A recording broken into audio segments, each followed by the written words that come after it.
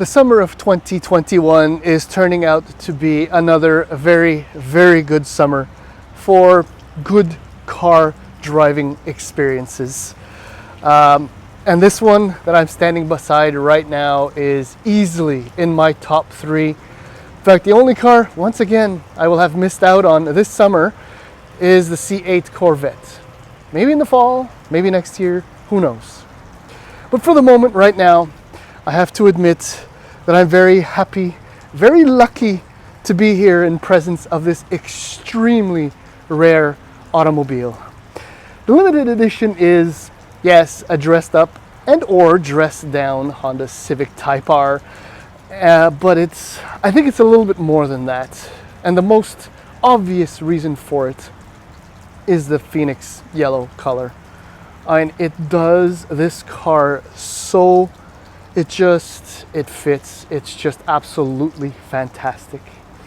I'm about to take this out for a spin. I'm not sure right now if I'm going to do a walk around of the car as I normally do, because obviously, as you can see, the weather is trying to dampen my spirits, but I will not allow it to happen. But we will certainly take it for a test drive, and I will mention the other points that make the Civic Type R limited edition so special. In fact, it is so rare that you will at any point in time ever see more. You will never see more than 700 between Canada and the US, of which only 100 were sold in Canada. In fact, when these things went online for sale in about spring in 2020, all 100 units sold out in 4 minutes. And I'm about to find out if the money was well spent, because this is considerably more expensive than the regular Civic Type R. Look, I'm once again very excited to be in the presence of another Honda Civic Type R. And the following will essentially be a lot of gushing about what I still firmly believe to be the greatest front-wheel drive car ever put on the earth. Now, as the elements continue to spew bile at me, I remain undaunted. I will do the walk around, although a little while ago I wasn't sure I was going to do this, but you know what, I found this spot and it's so serene and pretty. It really matches the Civic Type R LE's character, right? Let's just talk about pricing. The heartbreaking thing about the LE is that in the US it's only $43,995, which is cheaper dollar for dollar than our regular Type R, and that just kills me. And there are 600 of them. But anyway, yeah, because in Canada it's $54,600, or about $8,400 more than here we go. The skies are opening up even more than the regular Civic Type R. One of the main elements you get for that money are these forged lightweight BBS wheels. Now, normally you get Michelin Pilot Sport Cup 2s, but this one has the standard Continental tires on it. This is, to be quite honest, a prototype car. It is Canada 000 Type R LE, which tragically is going to be crushed when they're done with it. I can't believe that has to be. But yeah, and also those Continentals have about 6,000 kilometers on them from what I can tell, and they're a little bit tired, and it's greasy out here, so I'm going to be kind. So yes, the BBS wheels, Pilot Sport Cup 2s that are not on the car.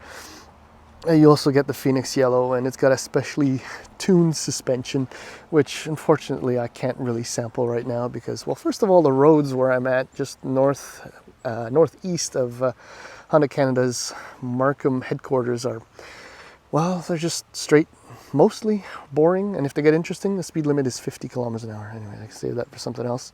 The real key, it's a Phoenix yellow, right? Black roof, there's just the combination of the colors is it's mind-blowingly good.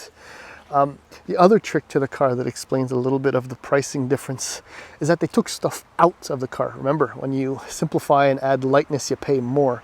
This thing weighs about, I think it's 46 pounds less than the regular Type R. One of the main key elements to that is the lightweight forged BBS wheels, which on their own I think are 18 pounds lighter than the regular wheels. But that's unsprung weight. But just generally speaking, there's a trunk. Oh yeah, the badges are like a black chrome too, different from the regular Type R. There's the back seat, still a 4-seater. And when you slide aboard, well, there really isn't anything to report. I mean, it's standard Type R fare, which means you have these unbelievable, I can't even see it, unbelievable house designed seats, which are designed to fit a helmet. The actual headrest here kind of slopes backwards a little bit so that you can fit your helmet and still lean against the seat back or the headrest and really beat on this car as it should be beaten on. I guess we'll just slide aboard, dirty the nice black carpets, start it up. There isn't really anything to report here. This is the kicker right there. Oh yeah, it's manual, so I gotta press the clutch. There we go. Yeah, so the plaque. Everything else is just Civic, straightforward. It doesn't matter, I can say it clearly. I may have said it in the past, but just the interior of this car is ugly. I mean, I really don't like the way the dashboard is laid out, the screen, how it kind of is propped out here, and this 3-tiered gauges are just horrible. And but it doesn't matter because it just works so damn well. Anyways, enough of that. I'm going to go for a little drive again. Now, much like the interior, as far as the drive is concerned, there isn't much to report. In other words, it's all Civic Type R. The most unfortunate aspect, for me anyway, is that I can't sample these sportier tuned adaptive dampers over the regular CTR. I would have to do that on a track to see if there's any amount of difference. And I will be absolutely frank with you, I'd say there's a very slim chance that I would notice anything unless I would push the car, well beyond my comfort zone, as in, like, on a scale to 10, I'm coming around 9. And it's not my usual habits to go that far.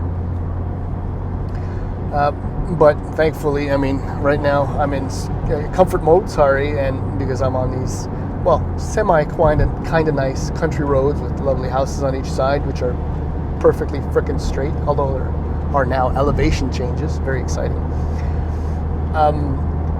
The car remains extremely civilized, really good. I mean, this default sport mode is always fun, always fun. And in this track, which I won't even bother going into, I'm going to stay in comfort. The most noticeable difference that I can recall between the LE and the regular CTR is noise. But there are like 4 factors that could be involved in that. One is a certainty. The LE has less sound deadening material in order to lower the weight. But then there's the grainy road surface that is covered in water and fairly tired Continental tires. So maybe it's actually a little bit noisier in here than it would normally be on fresh Pilot Sports, Sport Cups, and on a dry road. Everything else about the CTR LE is the same as the regular CTR. So the turbocharged 2-liter, 306 horsepower, 295 pound-feet of torque, close ratio, short shifting, 6-speed manual transmission. The pedals are positioned as though they were measured to fit you as an individual. Steering is glamorous. It's just, you want something, you get it immediately. And the brakes feel as fantastic, powerful, responsive as always. So what does that all mean? Shoot. Like in the spring of 2020, when the LE went up for sale, a little part of me was thinking, oh my God, it's Phoenix Yellow. But as I mentioned, this is like $8,400 Canadian new when it was available than a regular CTR. And right now, I find myself scratching my head, thinking that perhaps it's not worth it. I mean, look, the Phoenix Yellow and the exclusivity, those two elements alone could definitely justify the price. The lack of sound deadening material and the BBS forged wheels, fine, but no at the same time, because of the very few CTRs that I've seen, I mean, more than 75% of them are actually running 18-inch wheels with a little bit more sidewall on possibly a little bit more aggressive tires. So paying more for wheels that you probably don't really want. I can't believe I'm saying these things. So if you are shopping for a CTR LE, you will have noticed in Canada anyway, that dealers who have one, or even individuals who have one for sale, are wanting $70,000, and I've seen all the way up to $85,000 for a 2021 CTR LE. And it's really tough for me to say, but don't spend the money. Find yourself, I mean, it's too late now if you want to buy a brand new CTR, they're all gone. But save the money and buy a used $45,000 2018, 2019, 2020 maybe, and you will have absolutely everything you could ever possibly want. You'll save a lot of money, so you can get the tires you want, you can get the 18-inch wheels, or possibly 19-inch wheels that you want. Look, this car is still exceptional. The color just drives me bat poop crazy. But the CTR, the regular CTR, is just that good. And that's it.